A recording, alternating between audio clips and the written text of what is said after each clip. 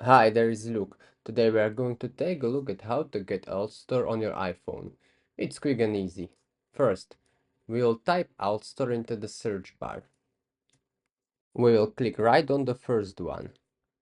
Here we already have the option to get Altstore. We click on that, it will redirect us to the download button. We click on that. You have to meet this condition in order to download the Altstore. So you have to be in Europe.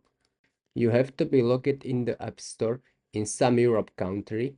You must be downloading Altstore via Safari and have an iOS 17.4 or better.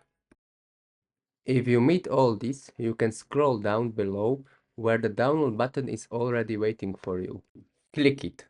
A window will pop up asking if you want to confirm the download by giving OK. Now open your settings. At the very top, you will see a brand new option called Allow apps from Altstore.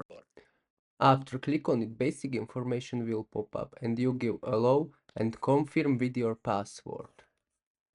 Now go back to Safari. Click download again.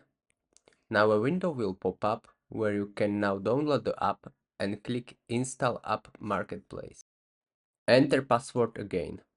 The app has already downloaded in the background and we can open it straight away. Enable notification if you want, and we are now in the Altstore.